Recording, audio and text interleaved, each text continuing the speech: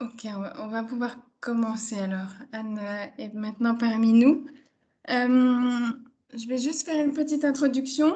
Ce webinaire est donc organisé en collaboration avec la COCOM et l'UPB. Je suis Stéphanie Mareux, account manager pour la COCOM pour les projets de Pharma on Tour et Pharmacie Satellite.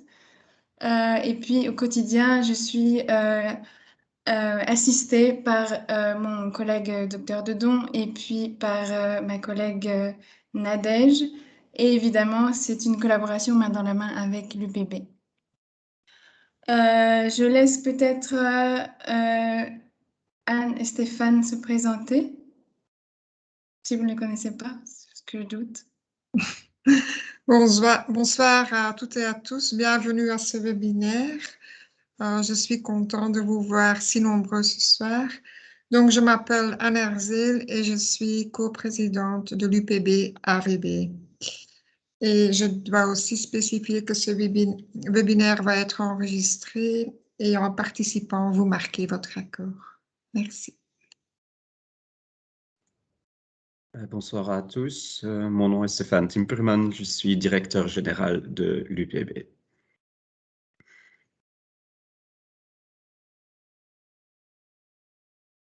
Très bien. Alors, effectivement, merci à tous d'être ici ce soir. Je pense que c'est un bon succès. On a eu l'opportunité de rencontrer certains d'entre vous sur le terrain ou au cours de réunions. On a vraiment constaté qu'il y a un réel engagement et engouement des pharmaciens de Bruxelles à s'impliquer davantage dans la campagne de vaccination. Et maintenant que ça prend forme, c'était le moment de vous présenter ces deux projets phares de pharmacie en tour et pharmacie satellite. Donc, voilà, on va commencer avec l'agenda. Est-ce que... Ah voilà, merci. Donc, on va commencer. Donc, ça, on a fait une petite introduction. On va vous présenter le concept de ces deux projets. Ensuite, on verra les rôles et les responsabilités des différents acteurs.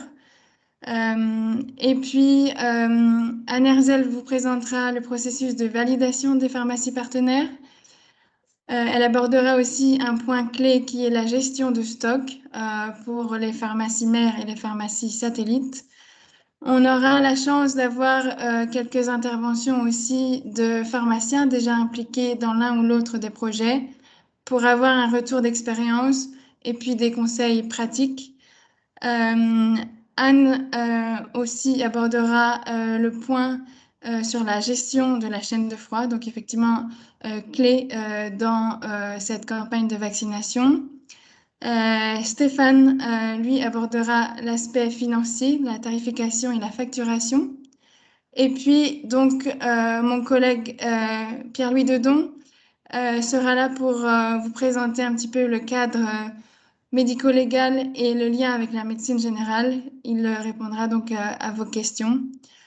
Et puis après, on aura de nouveau une séance de questions-réponses un peu plus large sur les deux projets. J'espère que le menu vous convient. Donc, n'hésitez pas non plus à peut-être écrire des questions dans l'espace dédié à ça. Et puis, on reviendra à la fin de la présentation. Alors, si on aborde maintenant le concept des projets, on va commencer par le projet de Pharma on Tour. Ici, c'est un projet de vaccination dans les pharmacies officinales. Donc, un nouveau concept de de vaccination de proximité. On met en avant la relation de confiance, le rôle du pharmacien comme pilier de la vie locale du quartier, comme acteur à part entière et qui a il y a donc une forte sensibilisation et une promotion de la santé qui se veut, oui, communautaire et ciblée. Comme objectif, nous avons, dans un premier temps, de déployer 3 pharmacies mères par commune prioritaire. Donc, on verra par la suite ce qu'on entend par commune prioritaire. Mais ce qu'on entend par pharmacie mère, donc ce sont des pharmacies qui sont chargées non seulement de stocker les vaccins, mais aussi de préparer les doses pour leurs séances de vaccination et pour les séances de vaccination des pharmacies filles qui sont reliées à elles. Nous avons donc pensé à avoir deux schémas, 2 statuts de pharmacie, avec donc des pharmacies mères qui ont les ressources humaines et les capacités voilà, en termes de aussi logistique pour le stockage des vaccins. Les pharmacies filles sont probablement potentiellement des pharmacies plus petites avec moins de ressources humaines qui pourront toutefois donc accueillir des séances de vaccination même si elles ne peuvent pas stocker les vaccins. Dans ce projet, on prévoit donc la vaccination en pharmacie par des médecins ou des infirmiers. On sera appuyé par des organismes de soins à domicile avec qui nous travaillons déjà depuis plus de 6 mois. Et ça, en attendant effectivement que peut-être un jour les pharmaciens puissent vacciner eux-mêmes. Donc, ce projet cible aussi en priorité la vaccination avec le vaccin Comirnaty de Pfizer pour les premières, deuxième et troisième doses, ou le vaccin donc Johnson pour une seule et unique dose pour l'instant. Et donc, en termes d'outils, vous aurez vraiment à la suite de cette présentation un peu plus de documents de référence et un manuel un peu plus complet pour vous expliquer le protocole opérationnel, le flux de traitement des commandes et de gestion de stock. Mais nous avons élaboré une plateforme en ligne pour que vous puissiez passer vos commandes de vaccins et de matériel associés. L'APB a mis en place un fichier Excel de gestion de stock donc qui permet d'avoir un système de gestion de stock harmonisé et qui est inspiré effectivement de ce qui était déjà utilisé par les pharmaciens experts dans les centres de vaccination. On vous demandera aussi toutes les semaines de déclarer votre inventaire de stock par le biais d'un formulaire Forms. Alors, on a développé aussi un espèce de QR code pour faciliter vraiment l'accès à ce formulaire Forms depuis votre smartphone ou depuis sur un ordinateur. Mais l'idée, c'est que vous puissiez communiquer chaque semaine votre niveau de stock et qu'on puisse ensemble limiter les risques de rupture de stock dans les pharmacies mères et pharmacies satellites. Et puis, donc, dans ce projet Pharma on Tour, l'enregistrement des vaccinations est fait par le vaccinateur dans la plateforme Doctena Mobile qui permet un lien ensuite et un téléchargement dans VaccinNet par l'équipe médicale de la COCOM. En termes d'archivage, là, c'est aussi un point clé. Les vaccins sont préparés sur base d'une prescription de groupe qui est fournie par le médecin coordinateur. Et puis, à la suite, à la fin de la séance de vaccination, la liste des patients vaccinés doit aussi être compilée par la pharmacie qui a délivré les vaccins. Donc, c'est pour l'instant ce cadre-là qui est en jeu, qui est obligatoire. Il y a des discussions en cours pour alléger ce flux et prévoir une dérogation pour les prochaines phases. Mais ça, ce n'est pas encore pour tout de suite. Si on peut passer au slide suivant, voilà. Ça, c'est pour vous schématiser un peu plus ce qu'on entend par pharmacie mère et pharmacie fille. Donc, la pharmacie mère stocke les vaccins, prépare les doses pour ces séances de vaccination et pour les séances des pharmacies filles. Pour un peu plus de structure, on a déterminé donc maximum 5 pharmacies filles par pharmacie mère. de sorte que les pharmacies vaccinent un jour par semaine.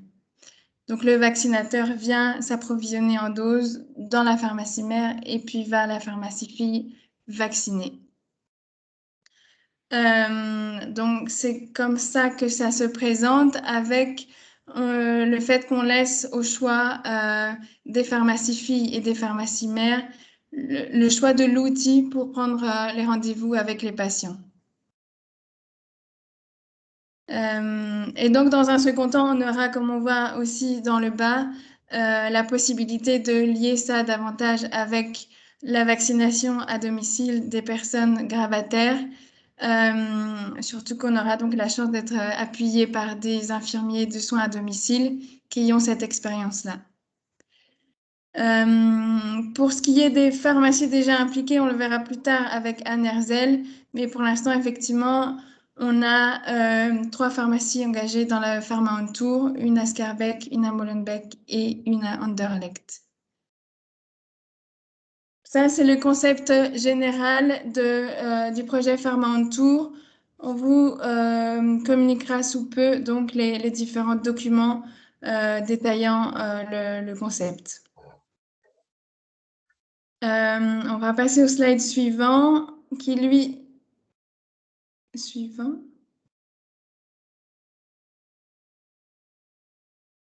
Non, oui, il y a une erreur dans le slide.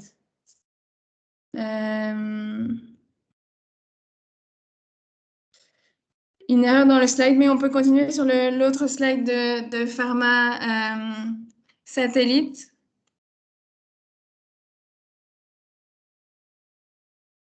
Oui, alors il manque un slide, mais c'est pas grave.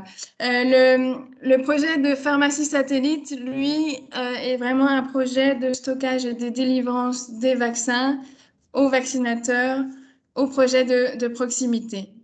Ces projets de proximité peuvent être voilà, des maisons médicales, des cabinets de médecins généralistes, des écoles, des vaccibus, des antennes, et puis des projets ciblant des publics bien spécifiques lorsqu'on fait des vaccinations dans les églises, dans les clubs de loisirs et tout ça.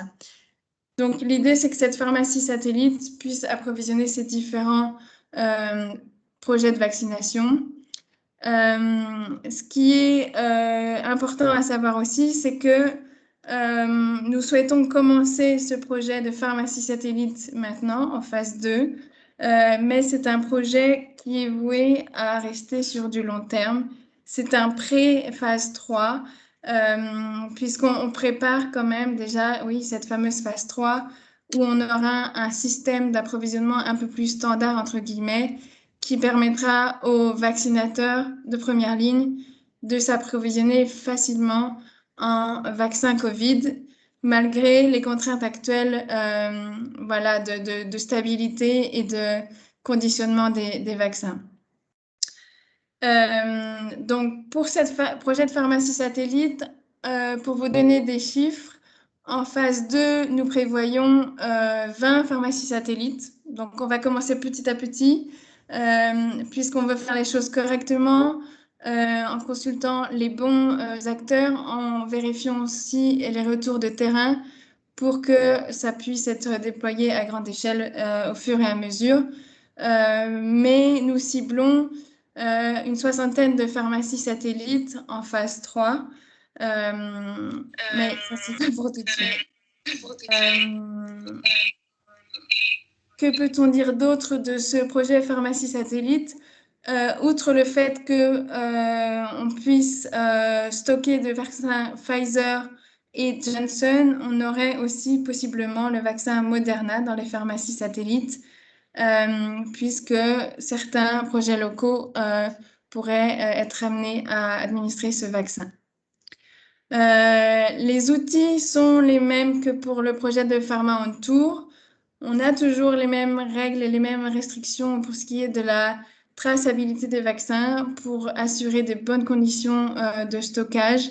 Donc, on aura les mêmes outils. Mais bien sûr, dans ce cas-là, la pharmacie n'est là que pour stocker et délivrer des vaccins. Tout ce qui est enregistrement des vaccinations sera de la responsabilité du médecin vaccinateur qu'il soit dans une antenne, dans une école ou dans un cabinet de médecine générale. Mais là encore, effectivement, pour l'instant, il sera nécessaire à la pharmacie satellite d'archiver, de collecter et d'archiver les prescriptions de groupe et les listes des patients vaccinés. Voilà un petit peu pour ce projet de pharmacie satellite en grande ligne. Est-ce qu'on peut aller sur la slide suivante?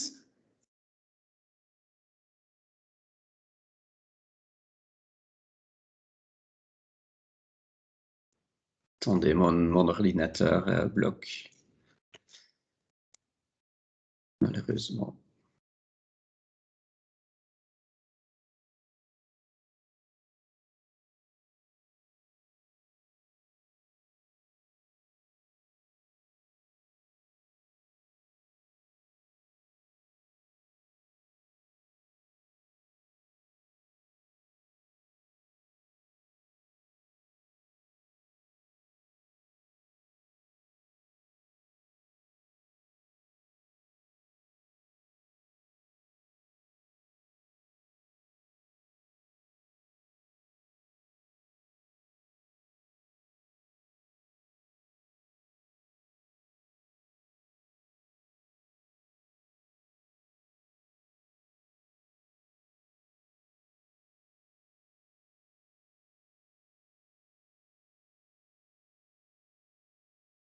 Ce sont les aléas du direct et on a effectivement tout délégué à Stéphane, la gestion de la présentation.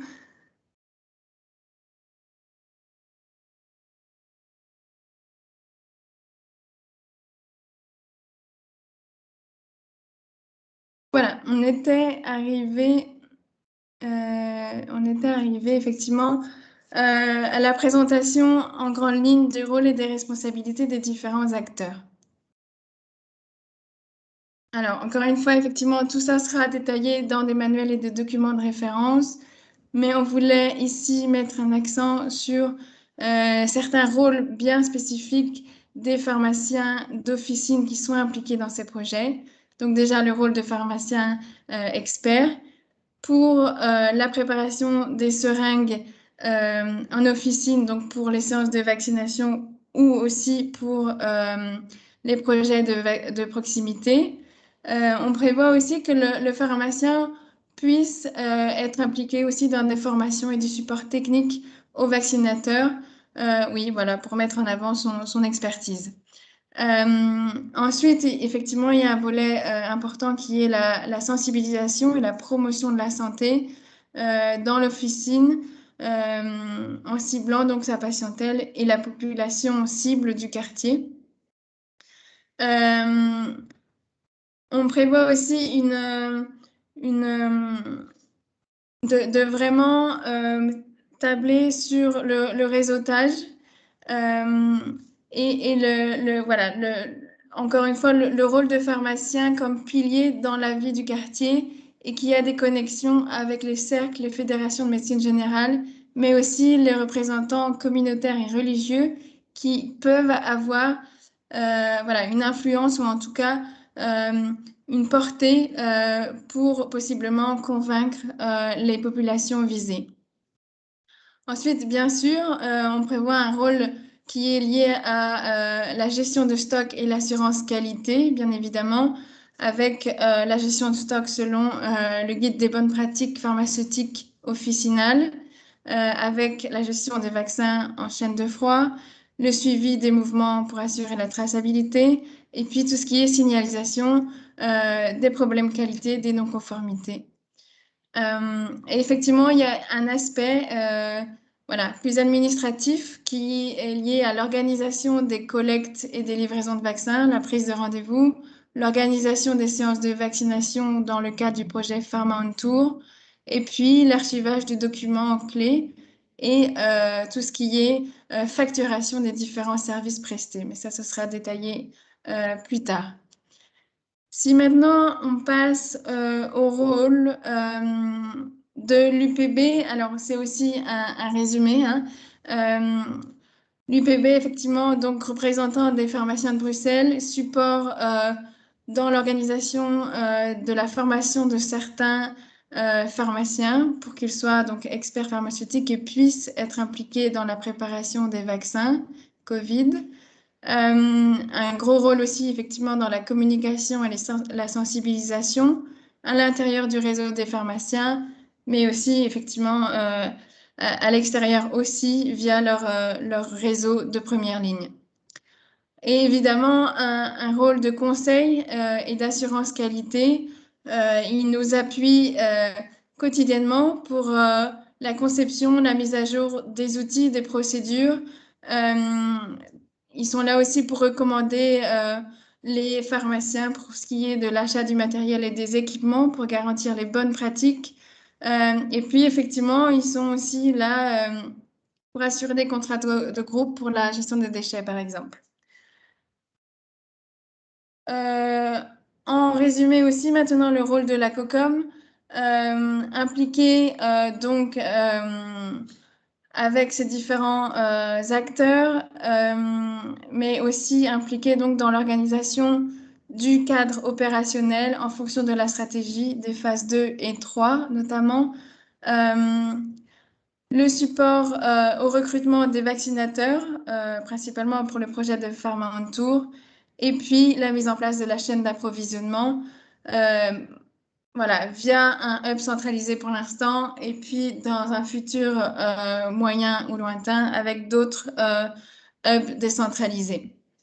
Un aspect aussi communication et sensibilisation, effectivement, à travers la communication vers le grand public et les instances politiques, le lien avec les autres régions, parce qu'on espère harmoniser quand même la plupart des bonnes pratiques et la plupart des process. Et puis, effectivement, on veut aussi être là pour le conseil, l'assurance qualité, donc conception des outils et des procédures en collaboration avec l'UPB. On fera aussi des visites terrain, enfin, pour vous rencontrer, pour répondre à vos questions, puisqu'on a aussi pu capitaliser au cours des derniers mois sur ce qui s'est fait dans les centres de vaccination, dans les projets de proximité. Voilà, l'idée c'est qu'on puisse tirer profit de cette expérience pour améliorer au quotidien les bonnes pratiques et pour élaborer la stratégie future. On va finir le rôle et les responsabilités par parler des communes. Donc, plus ça va aller, plus les communes seront impliquées dans la gestion ou la définition en tout cas de la stratégie de vaccination. Il est clé qu'effectivement les personnes de contact des communes soient impliquées dans tous les projets de proximité pour qu'il y ait une certaine cohérence en fonction des priorités, en fonction de la population ciblée. Et puis donc, les communes seront donc en lien avec la COCOM, superviseront certains projets de proximité et seront engagées effectivement dans la communication et la sensibilisation à travers des actions ciblées de communication, seront amenées aussi à mettre à disposition des relais d'action de quartier ou d'autres personnels pour appuyer et pour assurer que les actions de vaccination dans les pharmacies notamment seront un succès.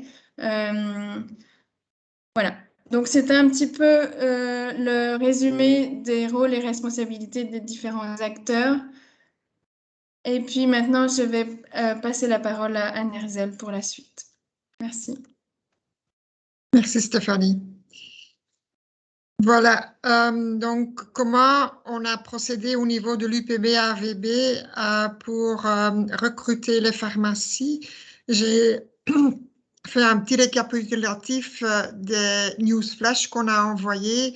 On a commencé le 1er septembre avec un appel aux candidatures. À ce moment-là, on parlait encore dans le projet de pharmacie satellite et pharmacie up. Il y a une évolution depuis lors. C'est aussi grâce aux discussions au niveau fédéral et avec la FMPS. Le 10 septembre, on a pu donner plus de détails sur le projet. On avait joint également à ces deux news un listing des recommandations auxquelles nos infrastructures au niveau de pharmacie devaient répondre, ainsi que notre disponibilité au sein de l'équipe, quoi. Le 24 septembre, on a élaboré plus en détail le projet Pharmantour avec le concept pharmacie mère et pharmacie fille. Et donc aujourd'hui, on est ici autour de l'écran pour suivre ce webinaire avec les informations. Le critère de sélection principal pour les pharmacies que le COCOM a mis en avant, c'est la situation géographique de la pharmacie. L'expérience du pharmacien est un atout, mais si cette expérience n'est pas présente au sein de l'équipe, il y a moyen de pouvoir suivre des formations dans un centre de vaccination et sur le site de l'APB, sur l'onglet vaccination, centre de vaccination, il y a des webinaires enregistrés que vous pouvez suivre sur expert pharmacien. Il y a également plein de documents. Okay. Les 7 communes sélectées sont évidemment les communes avec une faible couverture vaccinale. Et il me semble qu'on a une petite carte avec les communes. Aïe, je ne l'ai pas.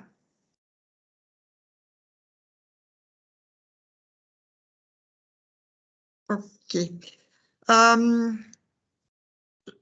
Vous pouvez me compléter, Stéphanie. Il s'agit en tout cas de Molenbeek, Anderlecht, Saint-Josse, Schaerbeek, Koekelberg, Gansoren et j'en oublie une. Bruxelles-Ville. Et Bruxelles-Ville. Ok. Je les ai tous comme ça. On va redire encore une fois. Bruxelles-Ville, pas sans ordre vraiment chronologique ou d'importance en tout cas. Ouais. Saint-Josse, Bruxelles-Ville, Schaerbeek, Molenbeek, Anderlecht, Koekelberg. Oui. Entre-temps, Stéphane, vous êtes génial. Il a présenté la carte. Merci beaucoup, Stéphane.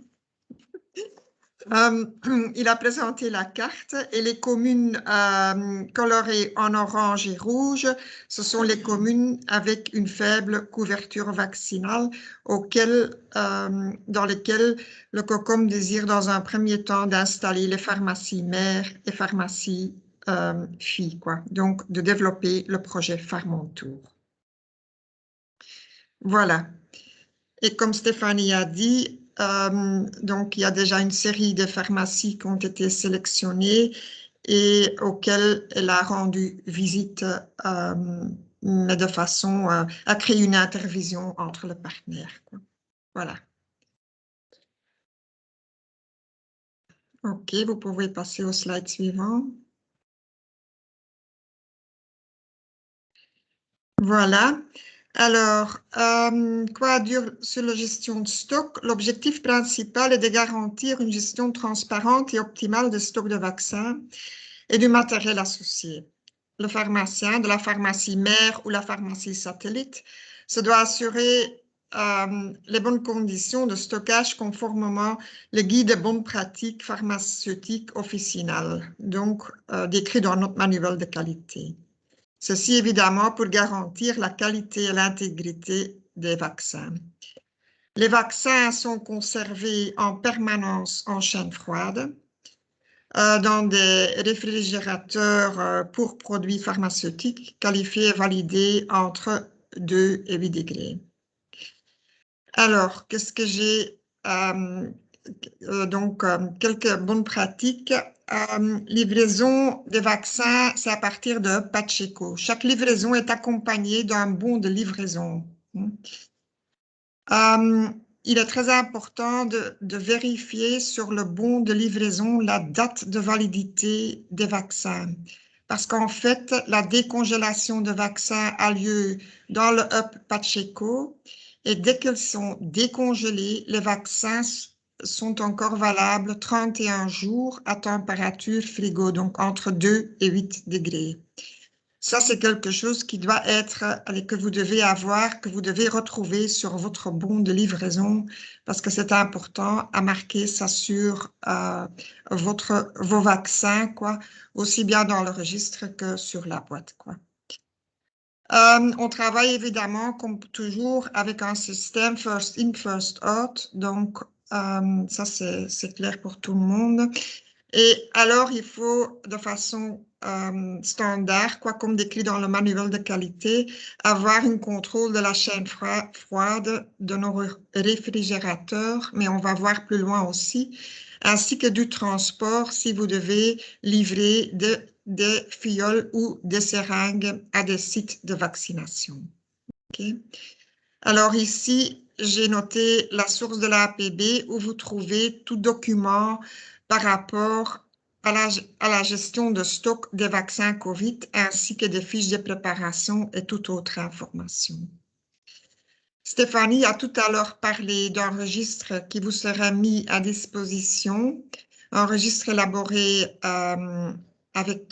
donc par l'APB, quoi. Ce registre permet d'enregistrer au niveau de pharmacie votre stock rentrant, le stock sortant. Dans cet onglet-là, ça permet de créer pour chaque préparation que vous faites un numéro de batch. Ça permet après de retrouver, de tracer en fait la date et l'heure de préparation des seringues et la validité. C'est important si jamais il y a un problème avec des vaccins. Ça permet de gérer votre inventaire de stock.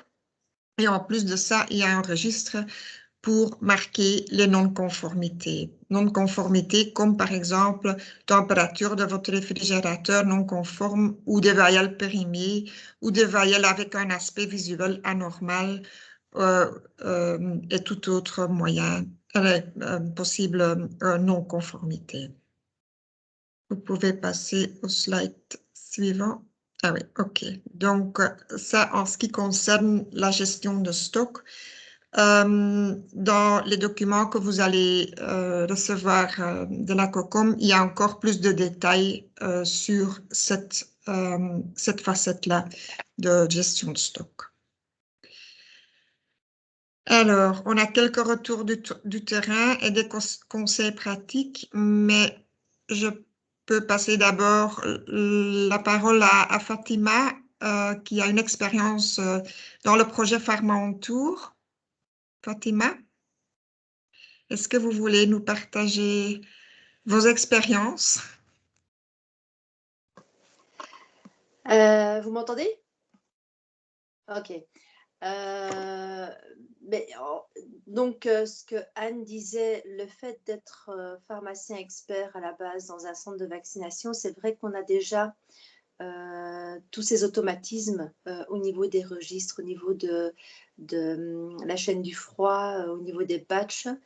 En fait, on a juste fait un copier-coller, mais en plus petit volume ici dans notre officine.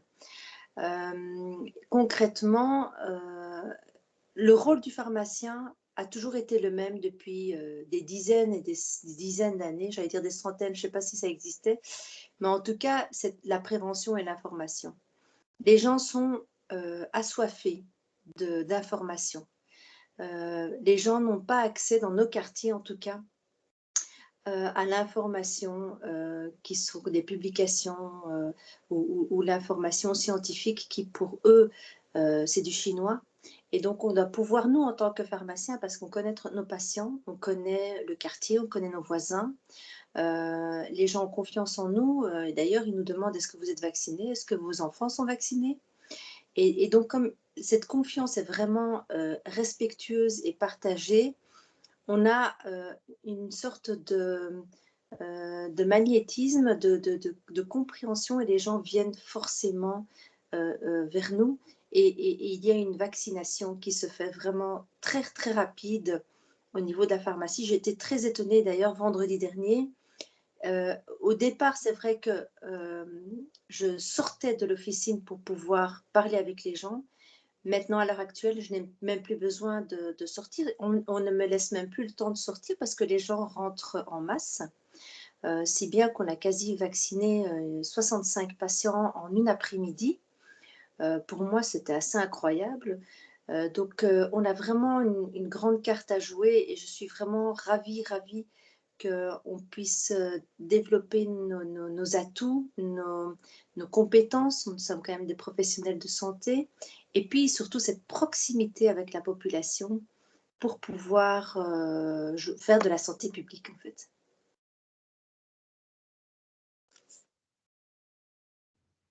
Merci Fatima. Je ne peux que confirmer les beaux paroles de Fatima.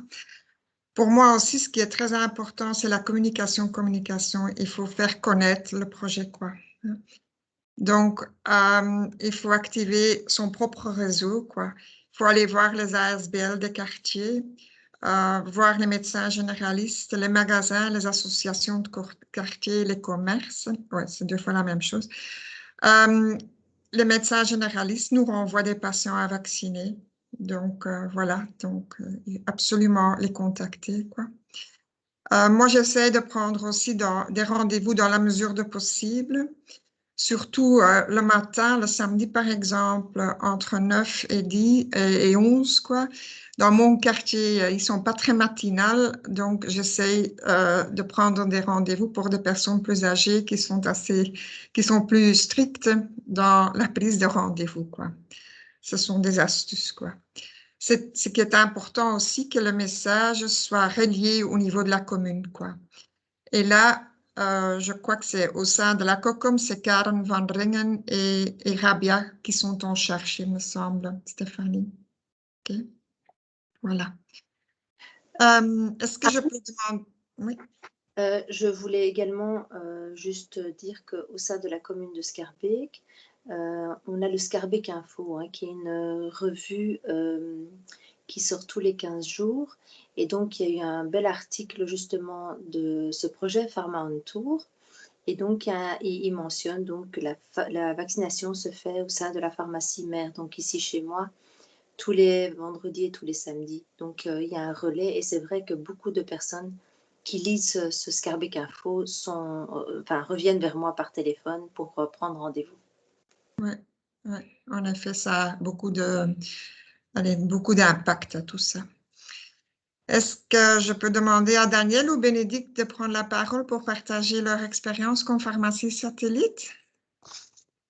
Bonjour. Bonjour à tous.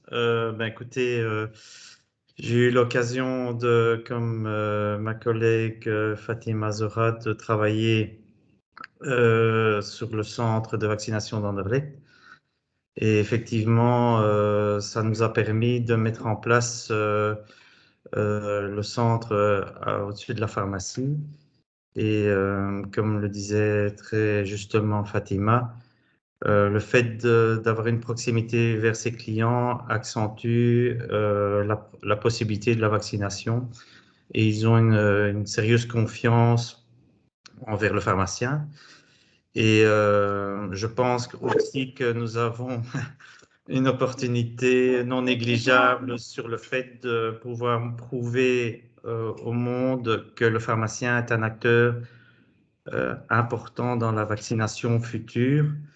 Et donc, il faut mettre tous nos moyens et tous nos efforts pour prouver au monde qui nous entoure que le pharmacien deviendra incontournable dans le monde de la vaccination et du service.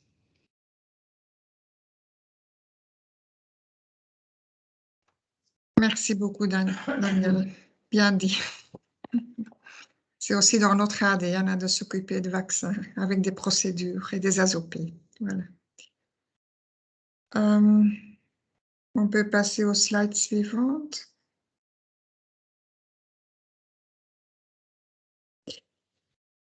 Alors, un petit volet sur la gestion de la chaîne froide.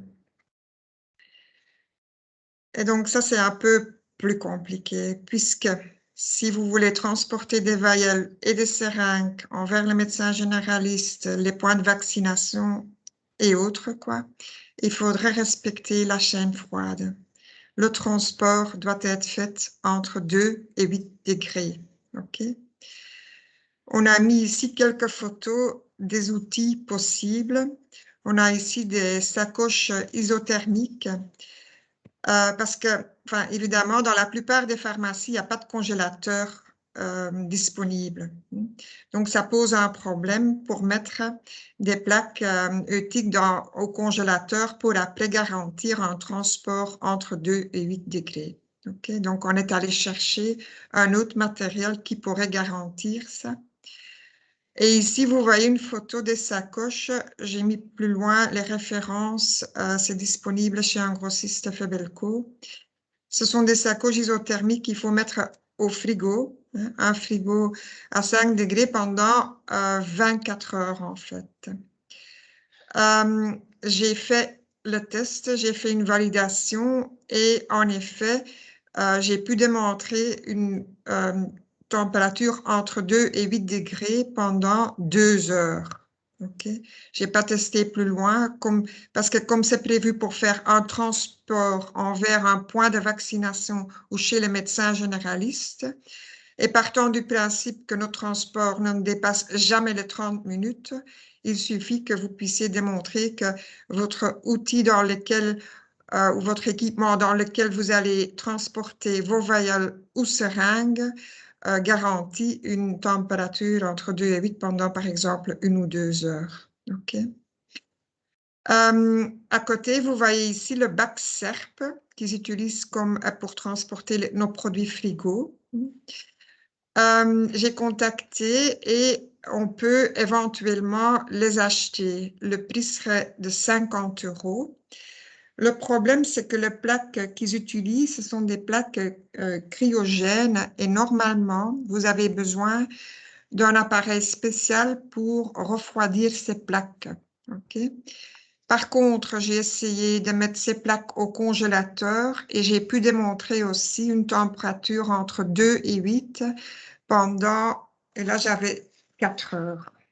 Je n'ai pas testé plus loin. Donc ça peut être aussi un moyen de transport pour des vials et des seringues. Okay. Anne, oui. je me permets de t'interrompre. Il y a moyen de mettre des plaques autres que le leur dans ce genre de frigo? Oui, aussi, oui. Mais en fait, il faut faire attention parce que j'ai essayé des plaques où c'est marqué 10 heures au congélateur, oui. Mais j'arrivais pas à ma température entre 2 et 8, quoi.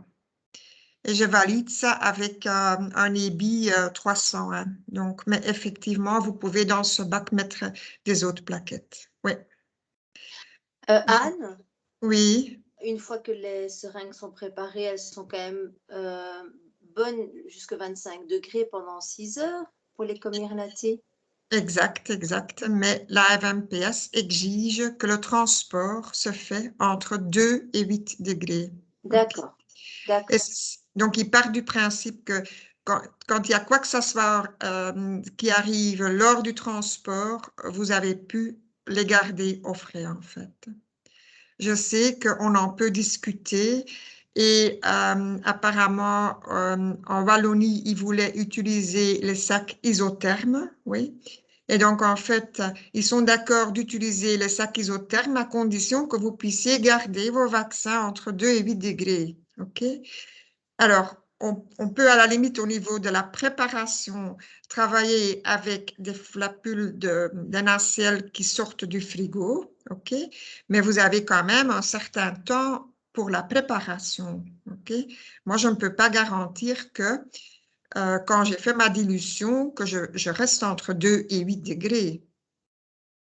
Allez, donc ça, et comme, allez, à contrôler ça, moi, je suis pas, j'ai pas les moyens.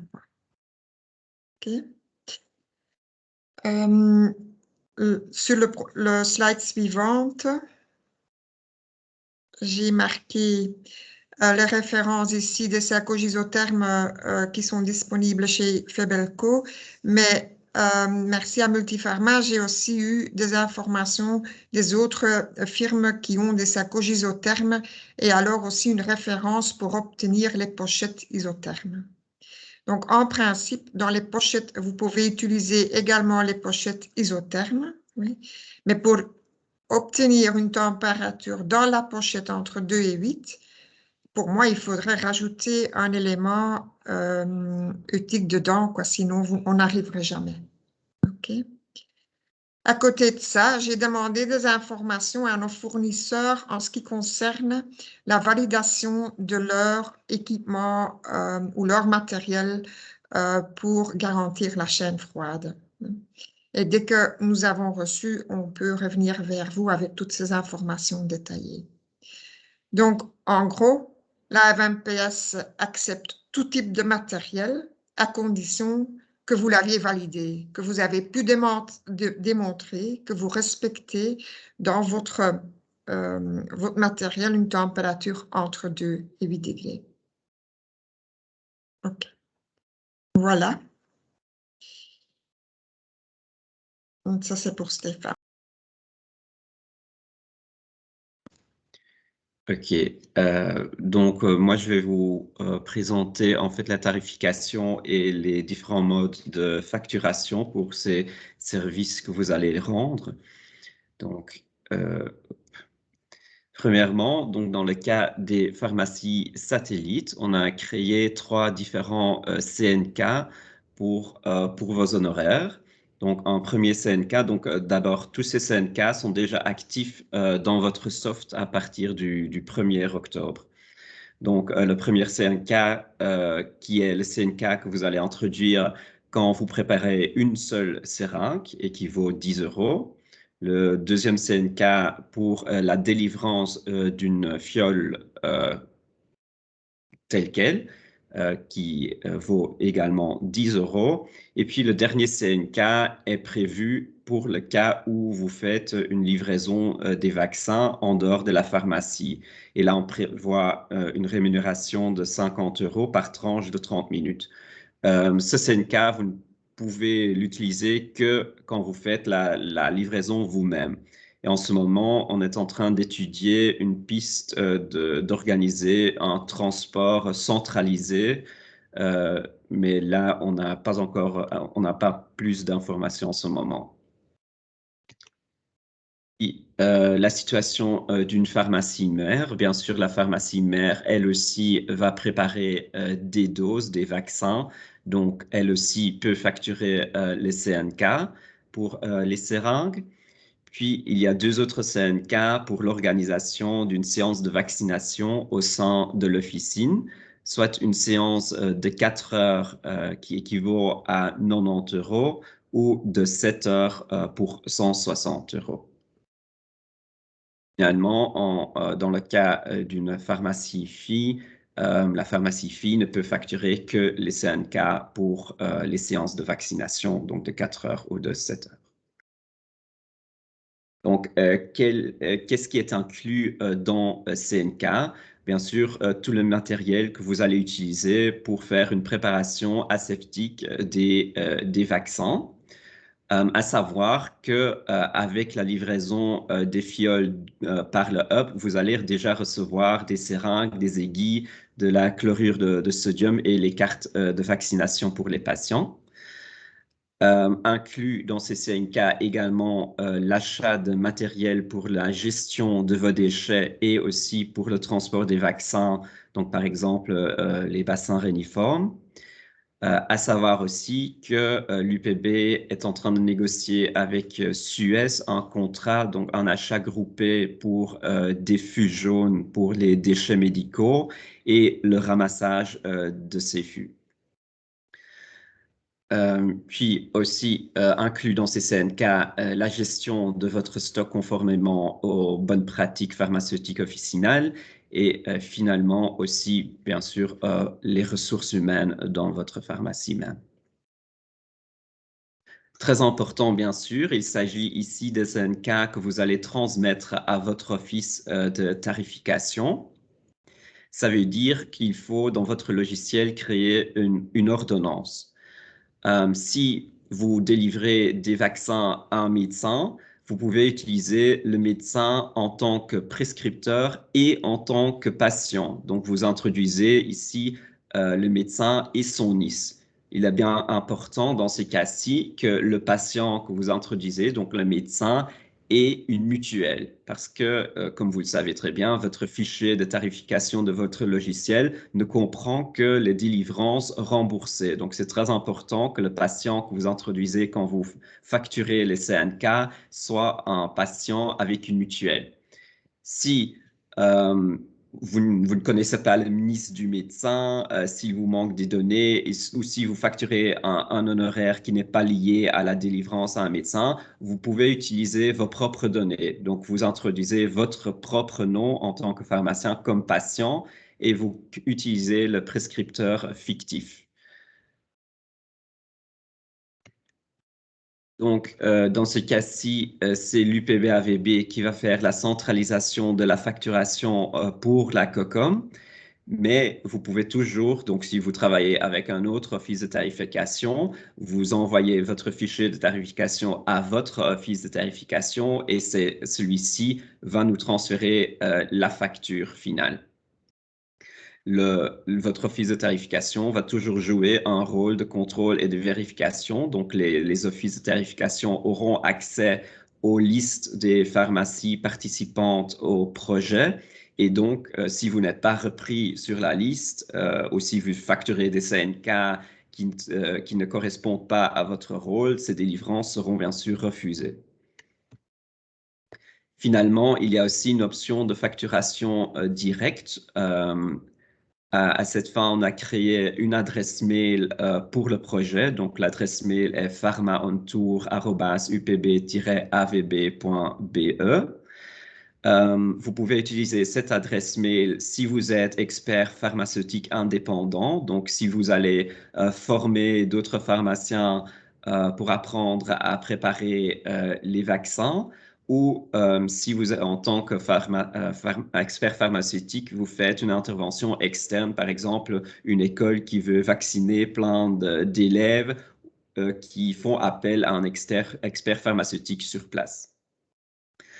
On n'a pas encore parlé de la trousse d'urgence, mais donc, si vous organisez des séances de vaccination au sein de l'officine, vous devez bien sûr avoir les produits nécessaires d'une trousse d'urgence. Imaginez que vous devez utiliser un EpiPen de votre réfrigérateur. Alors, dans ces cas-ci, vous pouvez facturer ce EpiPen via cette adresse mail.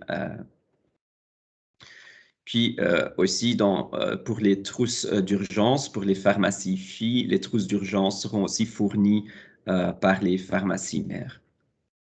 Et finalement, comme j'ai déjà mentionné, on va avoir un contrat avec Suez pour le ramassage des fûts jaunes pour les déchets médicaux. Si vous avez chez vous un fût jaune qui est presque rempli, vous pouvez envoyer un mail à pharmaentour@upbavb.be pour le signaler et pour demander le passage de Suez. Et voilà.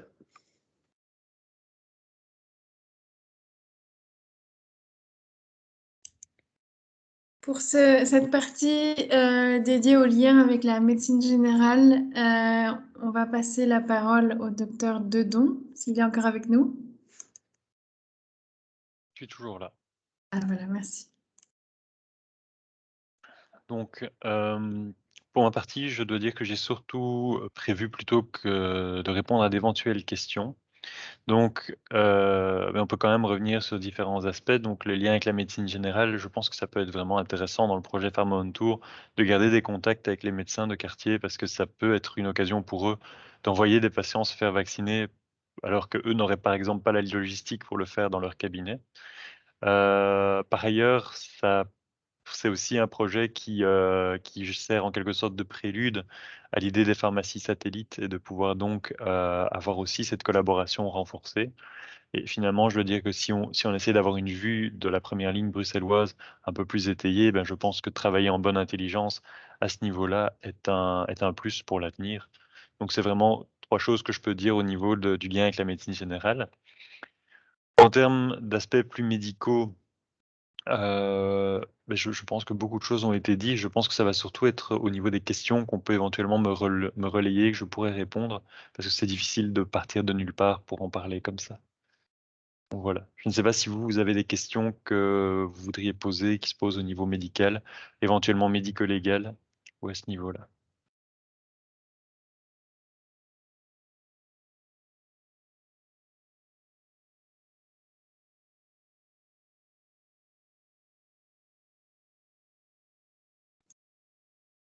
Pierre-Louis, peut-être une question de ma part.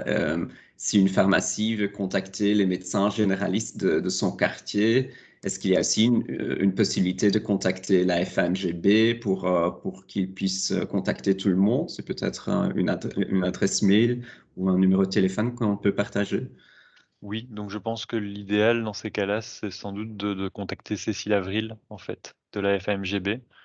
Donc je peux rappeler éventuellement son adresse dans le chat, parce que je la retrouve. Et donc c'est vrai que Cécile Avril, je pense qu'elle sera vraiment preneuse.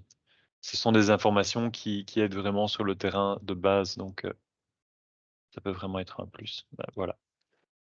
Quelqu'un a été plus rapide, tu as été plus rapide que moi. Donc je dirais que c'est vraiment le point de contact pour la FAMGB. Si vous connaissez les représentants des associations plus locales de médecins généralistes, c'est aussi quelque chose, des éléments qui peuvent être, des gens qui peuvent être contactés. Donc ici, en règle générale, on essaye quand même de tenir au courant les médecins généralistes des actions qui se passent, surtout des actions qui se passent dans leur quartier. Mais c'est vrai que c'est pas forcément parfait et il peut y avoir une envie aussi de collaborer plus loin. Donc ça, nous, on ne va pas du tout freiner ces envies-là. Je vois qu'il y a une main levée. Hop, même deux. Donc, Madame Caillard. Oui, ça va être peut-être redondant, mais suite à l'expérience dans les centres de vaccination, on est bien d'accord que il y a beaucoup de personnes qui reviennent de vacances. C'est plus des vacances, c'est des longs parcours de 6 mois dans leur pays d'origine et qui ont été vaccinés dans leur pays d'origine par des vaccins qui ne sont pas reconnus par l'EMA. On est bien d'accord qu'on refait tout le schéma vaccinal, hein. Quand c'est non reconnu par l'EMA, oui, on refait tout le schéma vaccinal. La petite spécificité à ce niveau-là, c'est que le vaccin Covishield produit en Inde est reconnu pour le Covid certificat en Belgique. Oui. Attention, pourquoi je précise celui-là bien, c'est parce que le Covishield produit par Fiocruz au Brésil, lui, n'est pas reconnu, parce qu'en fait, il n'est pas encore validé par l'OMS. Donc, actuellement, celui-là n'est pas reconnu. C'est le petit détail, mais on a été assez embêté au kiosque avec ça. Normalement, le médecin généraliste peut l'encoder, voire même n'importe qui ayant accès à VaccinNet, théoriquement, devrait pouvoir l'encoder. Ok, très bien. Et les personnes qui ont fait AstraZeneca première dose, mais qui ont largement dépassé les 3 mois, on refait le schéma vaccinal complet? Non, ça, on peut faire juste une deuxième dose de Pfizer ou une deuxième dose d'AstraZeneca. Donc, on complète le schéma dès que possible. Ah, d'accord. Même si on dépasse les 3 mois, mais on est... Même si on dépasse les 3 mois. Donc, on n'a pas de date limite. Donc, c'est en fait comme on fait avec les autres vaccins finalement. Si on met une pause dans le schéma, on reprend le schéma là où on l'avait arrêté et on le complète. D'accord. Ah, ça, j'ai une patiente justement qui est arrivée vendredi dernier avec première dose d'Astra en février et on l'a vaccinée en Pfizer deuxième dose là maintenant, la semaine dernière. Mais donc du coup, je sais qui c'est, hein, c'est une amie du médecin qui était chez moi ici. Donc on peut la rappeler et dire que son schéma vaccinal est complet. Mais donc du coup, elle aura son pass sanitaire avec la première dose de Astra de février et la deuxième dose de Pfizer en octobre. Oui, donc en fait, le pass sanitaire a été adapté particulièrement pour les expatriés venant de pays qui autorisaient ce schéma-là, où le schéma se faisait régulièrement, mais qui sera aussi du coup valable pour les Belges. Et donc, s'il y a 2 doses différentes, en fait, le pass indiquera une dose 2 sur 2 avec le dernier vaccin administré. Parfait, merci. Alors, monsieur ou madame Aïkar? C'est monsieur, bonsoir. Bonsoir. Ici, donc je rebondis un peu sur ce que vous dites. Je suis pharmacien ici sur Neder-Overembeek, donc sur la carte qui a été présentée plus tôt. Donc elle ferait partie des communes qui sont, enfin, qui doivent être mieux couvertes. Ici, j'ai une relation avec donc un cabinet de médecins qui se situe donc à côté de l'officine et 3 autres médecins donc, qui m'ont demandé des informations à plusieurs reprises. J'en ai fait part à Anne ici présente et Stéphane. Et donc, la personne à contacter ici, donc, ce sera vraiment le contact que vous venez de nous donner, donc Cécile Avril.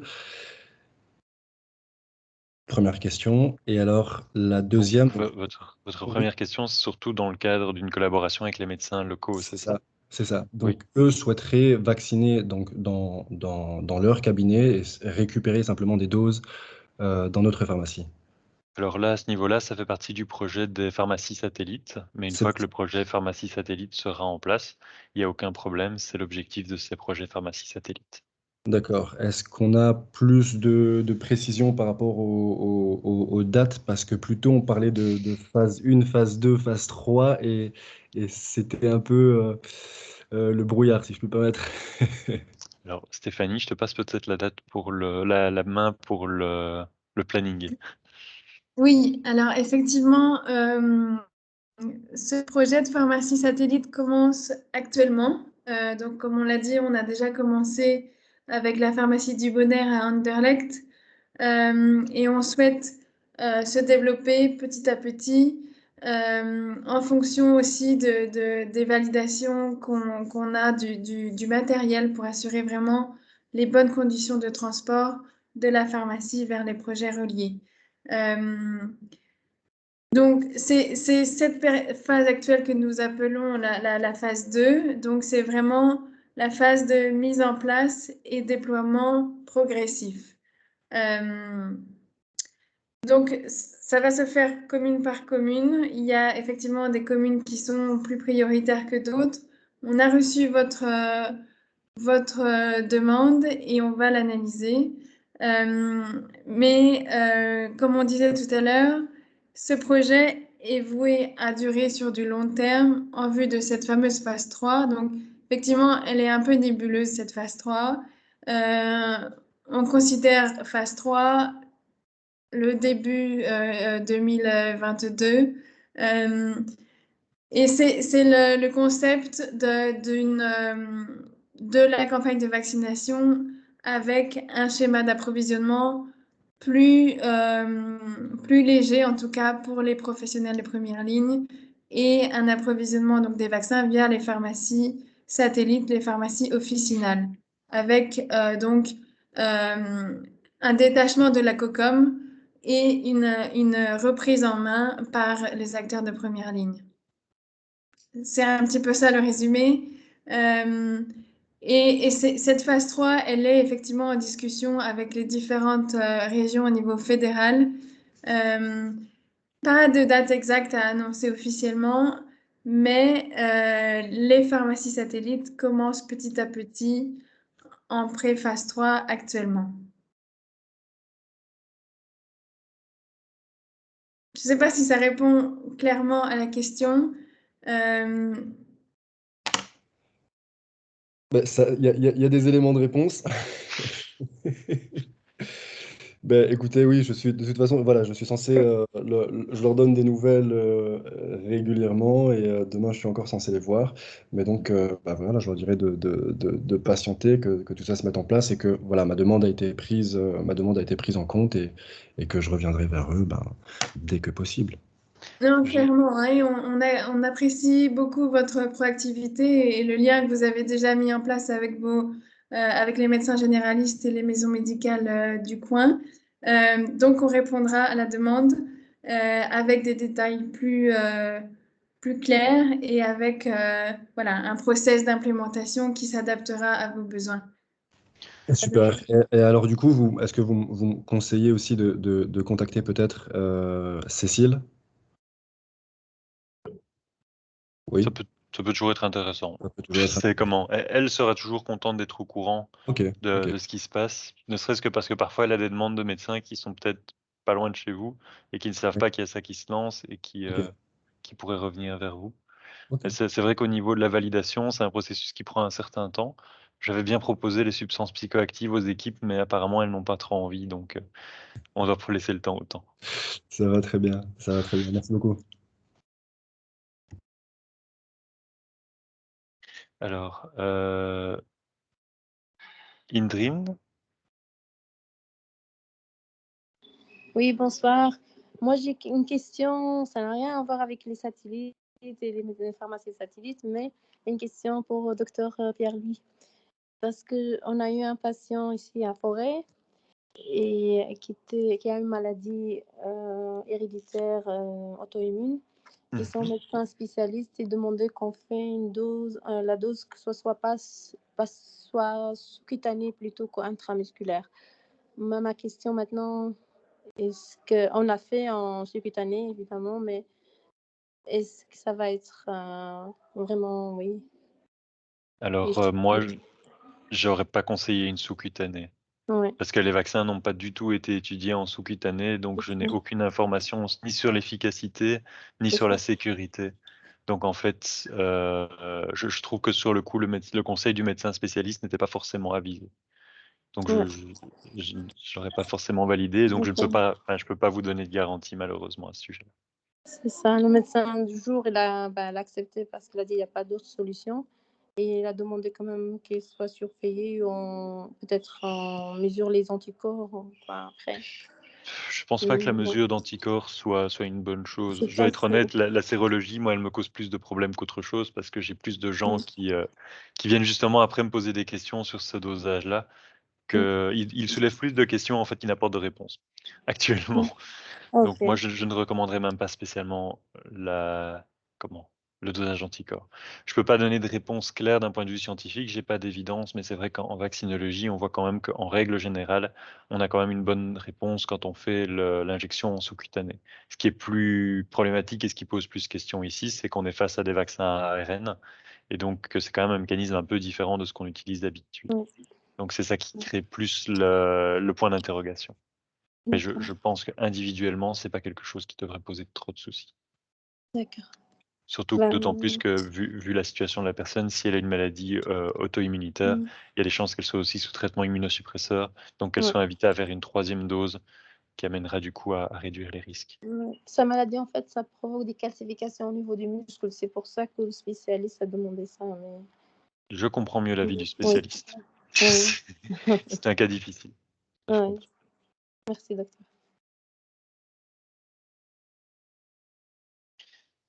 Je ne sais pas s'il y a encore d'autres questions. Anne?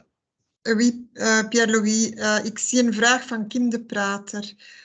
Kim, als ik het dan goed begrijp, ben je gekozen als dochterapotheek, farmacie Phi, ja? Ja, ik weet het niet. Ik weet eigenlijk van niks. Ik heb een paar keer een telefoon gehad en daar werd gezegd eerst dat de files gingen geleverd worden. En nu zie ik dat het hier over spuiten gaat. En wij gaan dinsdag al beginnen. En ze gingen ons flyers opsturen en informatie, maar ik heb ook nog niks gehad. Ja. Dus eigenlijk hebben wij ook nog geen enkele patiënt aangesproken, omdat wij van niks weten. Oké, dat begrijp ik, ja. Het klopt dat de opstart is een beetje soms chaotisch en hectisch, dat klopt. Maar Stéphanie, vous pouvez confirmer que la pharmacie de Prater, c'est pharmacie Phi ou pharmacie mère? Pharmacie mère. Ja, oké. Ah. Mais je vous recontacte demain matin. Pharmacie mère. Oké. Dus dat betekent dat je een stok gaat hebben van vials geleverd in je apotheek en dat je zelf je spuiten mag bereiden. Oké, dus dat is plus intéressant, oui. Ja, oké. En je hebt ook, vous avez de l'expérience als farmaceutisch expert ook, dacht ik, hè? Ja. Absoluut, hè? Ja, voilà. Dus ja, aarzel niet, je mag mij ook altijd contacteren, hoor, Kim. Dus voilà. Oké, merci. Graag gedaan. Stéphanie, il y a la pharmacie Medifarm qui m'a contacté, qui attend impatiemment des flyers. Voilà. J'ai reçu de Jean-Louis un beach flag vaccination et un beach flag information. Je me permettrai de lui donner un des deux que je vais lui faire parvenir, si tu es d'accord, demain matin, parce qu'il lui commence sa vaccination et il y a un grand afflux de patients côté rue de Brabant. Et il me dit, écoute, si j'ai ça, on aura des dizaines et des dizaines de patients. Donc, si tu es d'accord, je vais lui transférer de ma pharmacie à la sienne. Oui, merci. Oui, oui. Il y a eu effectivement un retard dans tout le matériel de communication. Le souci, c'est qu'effectivement, c'est une entreprise externe qui gère la livraison et le déploiement pour tous les projets de proximité de Bruxelles. Et effectivement, pour certaines pharmacies filles qu'on a validées assez rapidement, on n'a pas pu suivre la cadence. Mais la livraison dans tes pharmacies filles est planifiée très prochainement, là, dans les prochains jours. Donc, effectivement, si tu peux les dépanner pour demain, merci. Très bien. Et Anne, concernant la chaîne du froid des transports, pour les vaccins qui vont partir déjà demain matin, évidemment, moi, je n'ai pas les sacoches. Donc, comment est-ce qu'on fait pour faire partir les seringues prêtes demain, 9h30?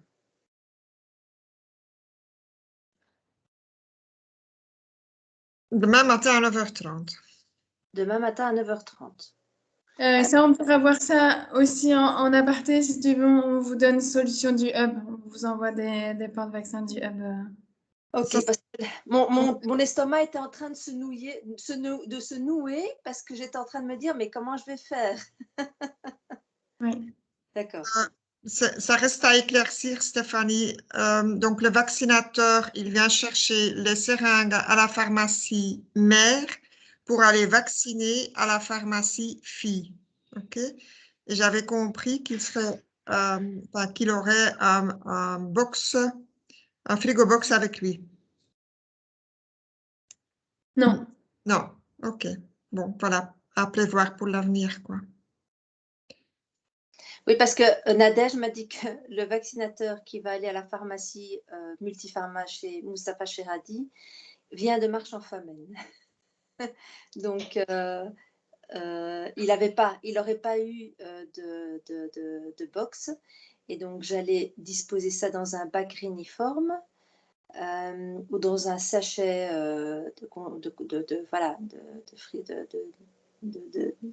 pour garantir le froid.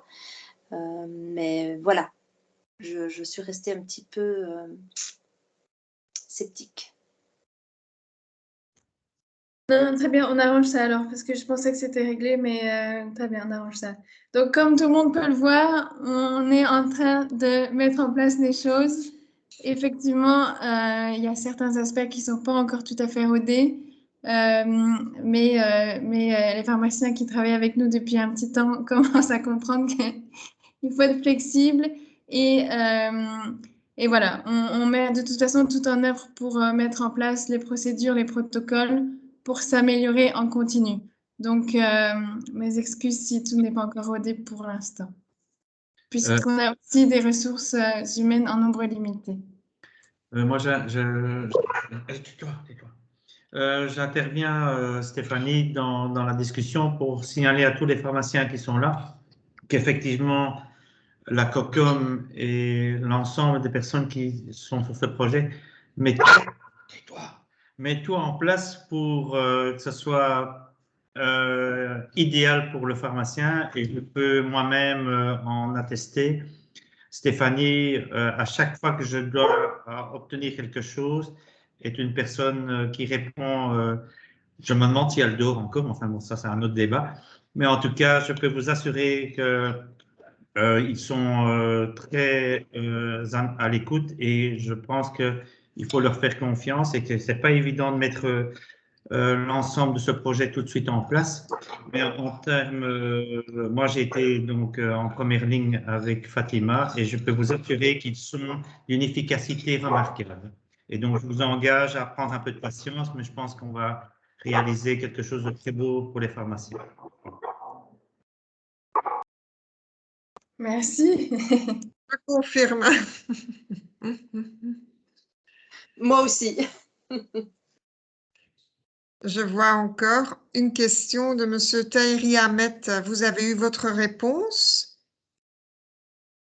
par rapport à la formation et support technique des vaccinateurs et puis organisation des collectes livraison des vaccins? M. Tahiri? Oui, bonjour. Non, j'ai pas eu de réponse, il me semble, non. OK. Donc, M. Tahiri demande ce qu'on entend par formation et support technique des vaccinateurs. Oui, alors effectivement, on n'avait pas abordé ça hier quand on s'est vu. C'est qu'on prévoit effectivement que le pharmacien, qu'il soit dans sa pharmacie satellite ou qu'il soit dans sa pharmacie mère, puisse jouer son rôle d'expert pharmaceutique et être déployé parfois sur le terrain pour former ou voilà, expliquer le process de préparation dans les projets locaux. C'est ce support technique, cette expertise qui peut être voilà, soit sur le terrain, soit parfois par téléphone. S'il y a un problème qualité constaté sur le site de vaccination, s'il y a des questions, des doutes sur les vaccins, le matériel fourni, le pharmacien est joignable. C'est ça un peu qu'on veut dire. Pour Ok, l'aspect. j'entends. Et puis le deuxième point, c'était, tu voulais que je précise C'était- quel point? C'était pour l'organisation des collectes et des livraisons de vaccins. Donc, c'était un point qui était resté aussi hier en suspens. Il fallait un peu éclaircir, parce que là, ça engageait dans les rôles. La question était dans le rôle du pharmacien. Donc, il y avait la formation de support technique, ça j'entends, et l'organisation des collectes et livraisons de vaccins. Je voulais un peu plus de précision si on a déjà au niveau opérationnel. Comment on envisage ça? Est-ce que ça concerne les 3 formats, que ce soit satellite, mère, fille? Oui, non, voilà.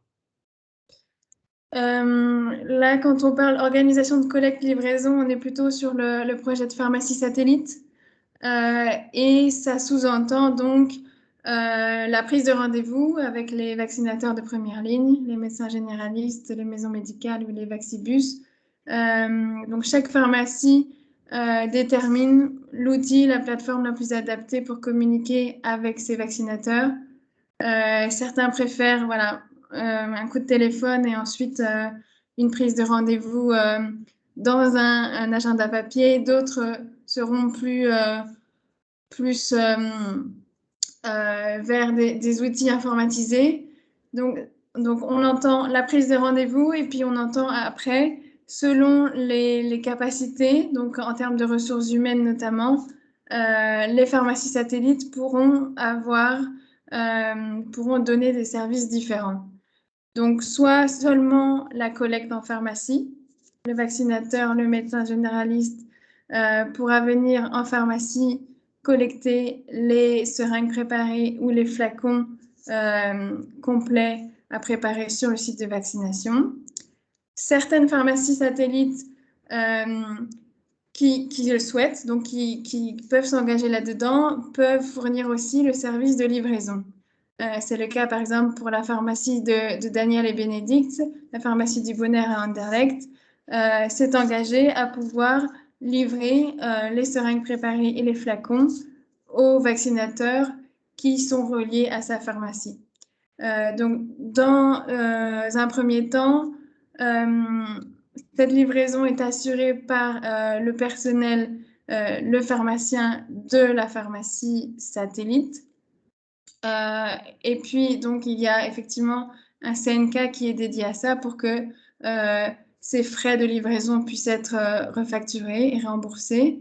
Et puis, comme le disait Stéphane aussi, on est en train de se pencher sur un deuxième volet, donc du coup plutôt dans cette phase 3 un peu plus élargie, où là, on aurait vraiment un service de livraison externe, ou voilà, via des transporteurs agréés qui pourraient faire ce transport de la pharmacie satellite vers le site de vaccination de proximité. Mais ce point-là n'est pas encore totalement clarifié.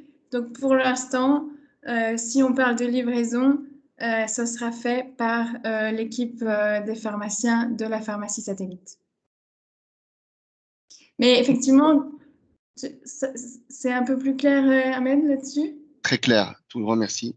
Mais effectivement, c'est en discussion et bien sûr, tu seras impliqué dans les discussions parce que c'est sûr que tu auras plein d'idées et j'espère, oui, plein de solutions pour pour qu'on déploie ces pharmacies satellites, pour qu'on offre un service vraiment de qualité aux médecins généralistes, aux vaccinateurs de proximité. Avec plaisir. Merci Stéphanie. Voilà.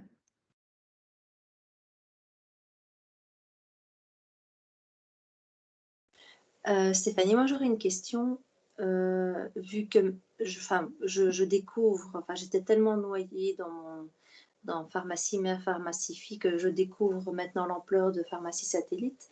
Moi, il y a 2 écoles, une école flamande qui a été construite là il n'y a pas longtemps à la rue Gallet, qui est une énorme école qui regroupe le maternelle, primaire, secondaire et 3e cycle, et une école à côté ici, l'école 2, qui sont venus vers moi pour justement faire la vaccination. Mais moi, je ne sais pas quoi leur répondre. Donc, ma question, est-ce que c'est vous qui vous occupez de voir où les vaccinations peuvent se faire et éventuellement nous solliciter pour être pharmacie satellite, ou est-ce que, comme mon confrère, M. Aïkar, prospecte déjà, mais je ne sais pas du tout la procédure à suivre. Alors, effectivement, il y a beaucoup de demandes qui commencent à venir du terrain, des vaccinations de proximité. Quand on a parlé de ce fameux projet de pharmacie satellite, effectivement, il y a eu un gros engouement. On a essayé de freiner les choses. On est effectivement en contact avec nos collègues qui gèrent les projets de vaccination dans les écoles, ceux qui gèrent les vaccibus, ceux qui gèrent les antennes communales et tout ça. Donc, l'idée, c'est qu'on se concerte régulièrement pour voir où sont les besoins. Et puis, on concerte aussi effectivement tout ce qui est suivi épidémiologique, du contexte épidémiologique pour voilà, de mettre les priorités. Mais on avait effectivement envie d'y aller step by step, de mettre un pied en commençant par une pharma en tour, donc vaccination en pharmacie. On voit un peu comment ça marche. On prend nos marques pour la gestion des stocks, les plateformes de commande et puis les petites erreurs par-ci par-là pour s'adapter, évidemment. Et justement, on avait mis à profit ce temps-là pour consulter nos différents partenaires, nos experts, pour avoir ces solutions pour le transport. Pour ensuite vraiment voilà, donner le package et pour ouvrir les vannes et dire ces pharmacies-là peuvent être des pharmacies satellites. Mais c'est ça qui est un petit peu compliqué, c'est que dans certains quartiers, dans certaines communes, il y a énormément de demandes. Donc, il va falloir faire attention aussi qu'une pharmacie comme la tienne, par exemple, ne soit pas assaillie de demandes. On souhaite quand même relier plusieurs projets par pharmacie. Mais si on parle de 50 projets, là, ça devient un petit peu lourd à gérer. Et puis, en termes de capacité de stockage, ça ne va pas être possible. Donc, voilà. Encore une fois, c'est ça. On veut y aller step by step. On prend nos marques et on veut vous fournir les bonnes recommandations. Avec l'UPB, effectivement, on est en contact aussi régulièrement pour vous donner les bonnes recommandations, les bons protocoles, pour que quand on lance vraiment, quand on se dise, voilà, vous êtes pharmacie satellite, c'est parce que vous avez tout le matériel, vous avez toutes les formations et les protocoles, et vous êtes à l'aise et on est à l'aise, et on y va. Mais donc voilà, je suis contente. En fait, il faut qu'on garde cet échange. Si vous avez des demandes, faites-les nous parvenir. Nous, on est en lien avec nos collègues. On reçoit les demandes et on essaie de prioriser. Et puis, on va activer la machine. Je ne peux pas dire que ce sera pour demain, mais on activera la machine. Donc, les demandes, on te les envoie vers toi, Stéphanie? Oui, mais oui, et je fais le lien aussi avec mes collègues donc, qui gèrent l'enseignement néerlandophone ou francophone. Okay. Et on a les options parce que, effectivement, parfois, l'option de pharmacie satellite est l'option de transport la plus optimum, parfois pas. Parce que le point de vaccination est loin, parce qu'il a des caractéristiques qui font que on va devoir encore compter sur le hub central pour assurer les bonnes pratiques, la bonne conservation. Donc, c'est un petit peu ça qu'on essaie de faire aussi au sein de la COCOM. On essaie de structurer les choses. On essaye, hein, petit à petit aussi, pour fournir l'option d'approvisionnement la plus adaptée et la plus efficace pour le besoin. Donc, la pharmacie satellite sera l'option la plus efficace en grande partie, mais parfois pas. Donc, on essaie voilà, de mettre tout dans la balance et ensuite avancer.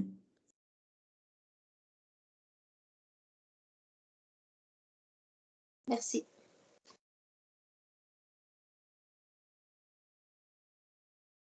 C'est vrai qu'en règle générale, ce projet-là s'inscrit un peu comme beaucoup d'autres, j'ai presque envie de dire tous les autres projets qu'on essaye de mettre en place, c'est-à-dire essayer qu'au niveau des professionnels qui s'occupent du projet, que ce soit le plus confortable possible.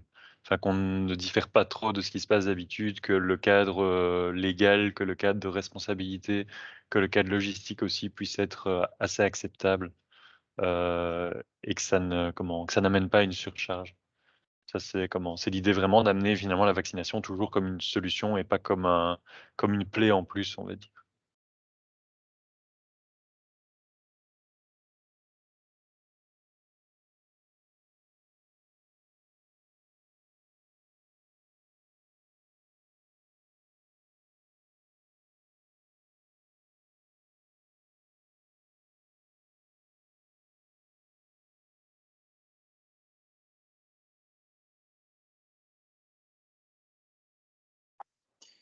Docteur Dodion, excusez-moi de vous déranger, encore une dernière question. Est-ce qu'on peut vacciner des personnes qui sont de la région flamande?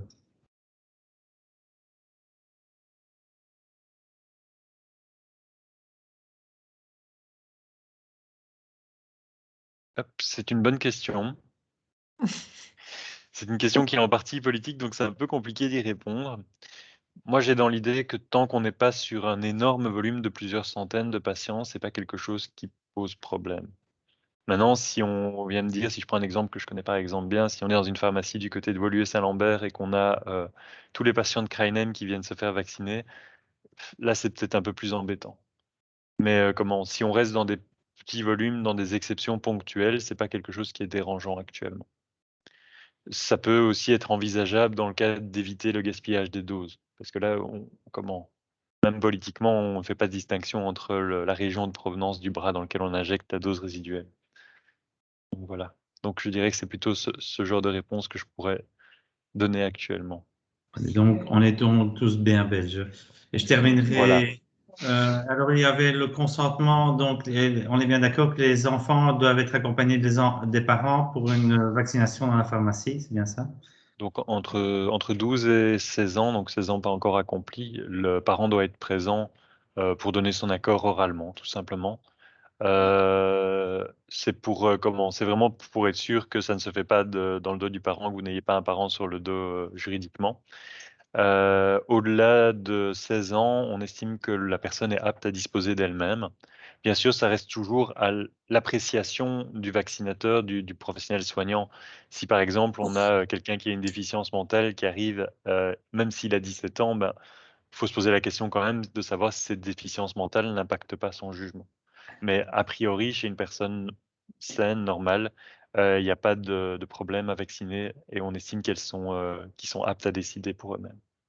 Voilà. Merci. La seule différence qu'on a avec les écoles, parce que les écoles, on a prévu un consentement, c'est simplement que pour une raison d'habitude avec les PSE et de confiance vis-à-vis des parents, on a décidé de mettre en place ce système de consentement.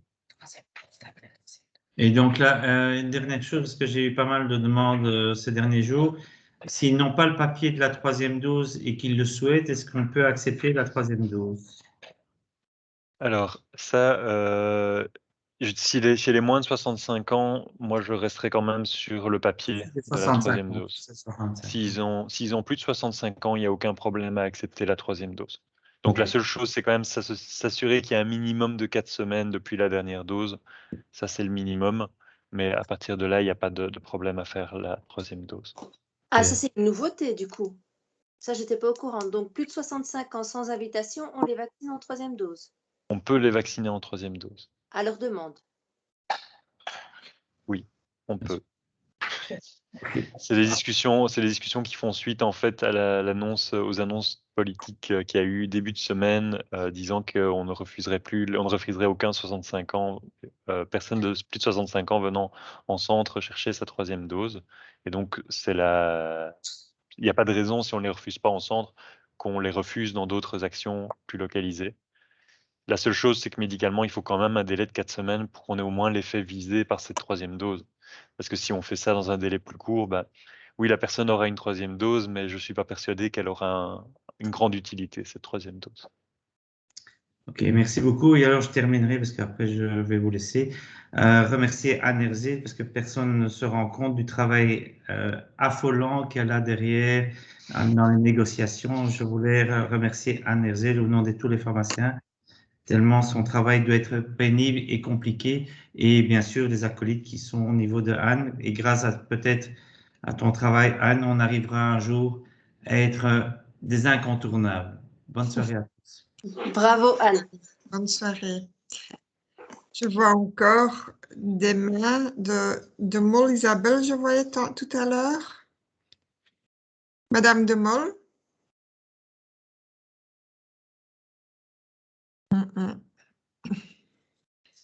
Et la main de Monsieur François. Monsieur François. Voilà. Bonsoir à tous. Ben voilà, François, je suis pharmacien à la pharmacie Saint-Élix du côté de Houlier-Saint-Pierre. Et au vu de la carte qui a été démontrée, visiblement, et vu du haut taux de vaccination, le projet de pharmacie satellite ou pharmacie mère dans ces zones-là est loin d'être abouti. Je suis un peu perturbé parce que tous les jours, j'ai des patients à demande de 3e dose qui se demandent si à un moment ou à un autre, la pharmacie pourrait être un point d'accès. Ici, je suis un peu perturbé par le projet qui est tout à fait cohérent dans le sens où il faut y aller step by step, il faut se focaliser sur les endroits qui sont les plus à risque. Mais je me pose la question de savoir s'il ne serait pas tout à fait cohérent aussi de proposer dans toutes les communes au moins un point de chute au niveau des pharmacies pour permettre aux patients de pouvoir justement savoir que c'est quelque chose qui existe en pharmacie et qui ne se retourne pas justement sur ce que les médias ou ce que la population va dire sur d'autres communes où il est possible de le faire et sur d'autres pas. Alors, actuellement, en fait, c'est vraiment comme Stéphanie l'a dit, notre plus gros souci, c'est nos ressources pour la validation. Donc, actuellement, avec les ressources qu'on a, on va dire qu'on a mis cet ordre de priorité où on privilégie d'abord les faibles taux de couverture au niveau, je vais même dire au-delà des communes, je vais presque dire au niveau quartier. Et puis, au-delà de ça, notre objectif est quand même d'avoir une couverture et un maillage homogène au niveau de Bruxelles. Donc, c'est pas parce qu'il y a un beau taux de couverture qu'on va d'office abandonner Woluwe-Saint-Pierre, Woluwe-Saint-Lambert et Uccle, si je me souviens bien, qui sont les 3 avec un beau taux de couverture. C'est pas pour ces raisons-là qu'on va les abandonner, loin de là. On compte aussi mettre en place ceci pour 2 raisons. Premièrement, si on doit faire une dose de rappel plus large à l'avenir ou pour certains groupes encore, ce sera plus confortable d'avoir ce réseau-là. Et deuxième raison, pour nous, ça nous paraît pas mal d'avoir cette collaboration qui se met en place et cette structuration au niveau première ligne de soins, ce qui a une grosse avancée pour Bruxelles, je pense aussi. Donc voilà, donc vous n'êtes pas oubliés. Je vais rajouter une petite couche. Non, effectivement, vous n'êtes pas oubliés puisque la cible, dans un premier temps, reste d'avoir 20 pharmacies satellites, donc au moins une pharmacie par commune de Bruxelles. Encore une fois, je ne vous dirai pas que ce sera demain, mais après-demain. On va vendredi alors.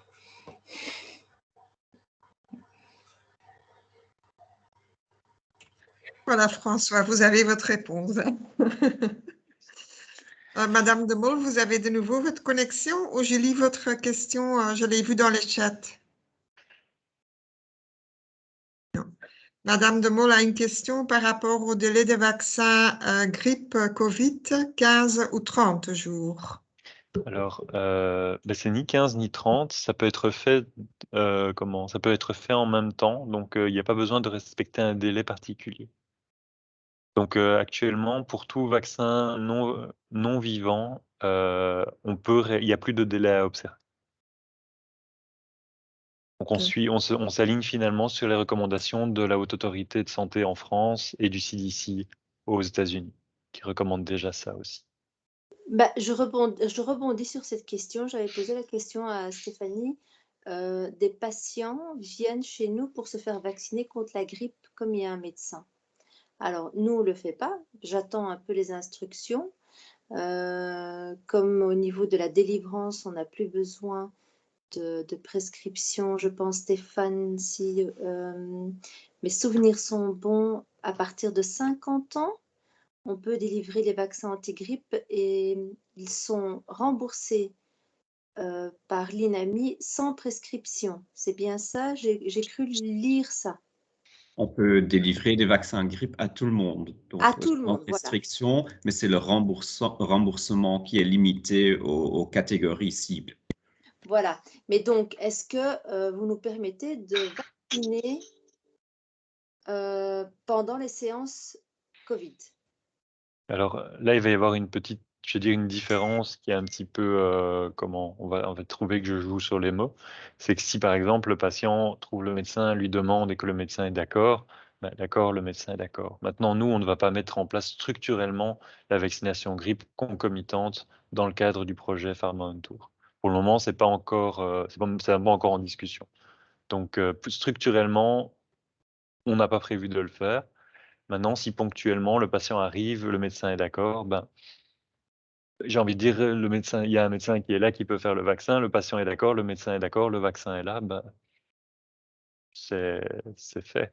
Mais le cadre de financement et de structure du projet n'est pas prévu pour cette vaccination-là. Oui, non, moi je ne me parlais même pas de financement, c'est juste un accord médical, un accord pour la COCOM, voilà, en fait, c'est vraiment ça.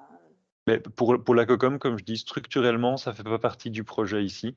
Mais à nouveau, tout ce qui va se passer de facto sur place, ça, chaque professionnel peut prendre ses responsabilités sur place. C'est ça plutôt que je vais dire. Donc, c'est une décision des professionnels présents. Et Ok, pas un truc structurel. merci. Bien sûr, ça, on est en train d'en discuter parce qu'on a eu des choses qui sont remontées. On va voir un petit peu si ça change par la suite. Mais pour le moment, en tout cas, c'est la réponse que je peux donner. Merci Pierre-Louis. Je vois encore une autre question de Madame de Mol.